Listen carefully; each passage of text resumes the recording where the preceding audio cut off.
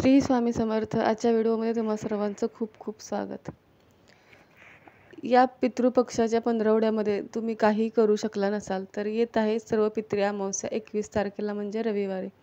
तर या दिवशी तरी नक्की तुम्हाला हे 5 उपाय करायचे आहेत. छोटे छोटे आहेत, पण ते जर तुम्ही केले तर तुम्हाला तुमच्या कामामध्ये प्रगती होईल, सोबतच तुमच्या पितृंना सुद्धा मोक्षप्राप्ती होईल.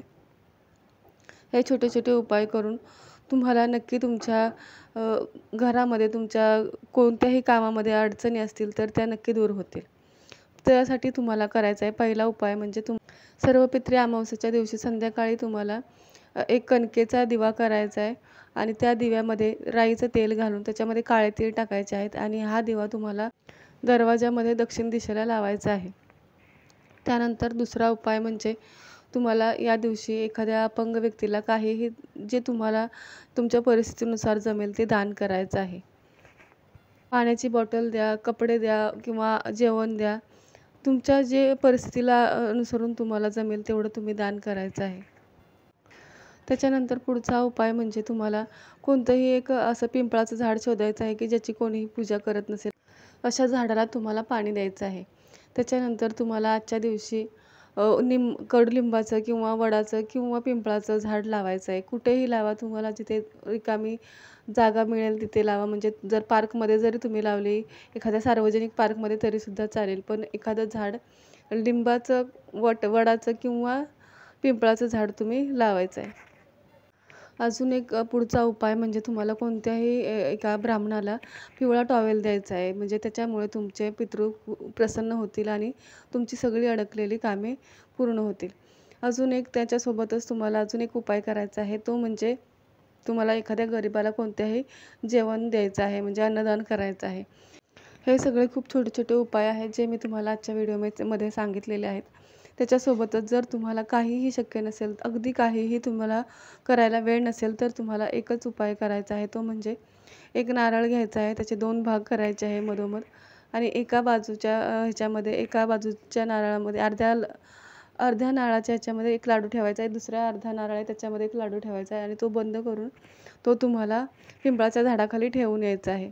कारण हे जर तुम्ही जेव्हा आपण अन्नदान करायची आपल्याला क्षमता नसते किंवा आपण अन्नदान करू शकत नाही, कोणतेही दान करू शकत नाही, तेव्हा हे जेव्हा मुंग्या खातात ते खूप मोठं दान होतं.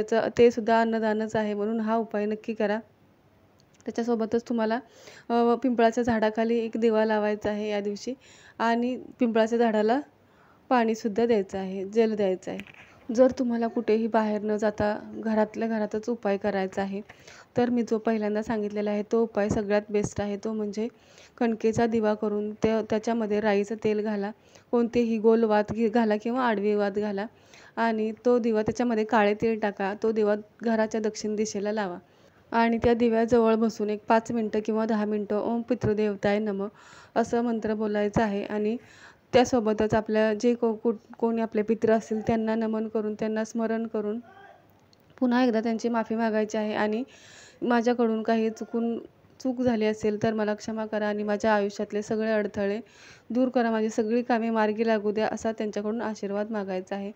त्यानंतर त्या दिव्याचा पुन्हा गोळा करून तुम्ही गाईला खाऊ घालू शकता किंवा त्या मासे असतील तर एखाद्या पाण्याच्या तलावामध्ये टाकू शकता किंवा एखाद्या झाडाखाली मुंग्यांना खाण्यासाठी सुद्धा ठेवू शकता किंवा तर तसं सुद्धा होत नसेल तर तुम्ही ते कावळ्यांना सुद्धा घालू शकता.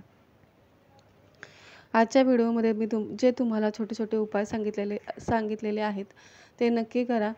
कारण सर्व पितृ अमावस्या हे वर्षातून एकदाच येत असतं आणि आपल्या पितरांची आपल्याला ह्याच ह्याच्यामध्ये सेवा करण्याचा अवधी मिळत असतो किंवा त्यांचं स्मरण करण्याचा हा एक शेवटचा दिवस राहिलेला असतो. त्याच्यामुळे वेळात वेळ काढून तुम्ही हे उपाय नक्की करा. म्हणजे तुमच्या आयुष्यातील जी नकारात्मकता आहे, जी तुमची संकटे वाढलेली आहेत ती नक्की दूर होतील आणि स्वामी तुम्हाला नक्की मार्ग दाखवतील.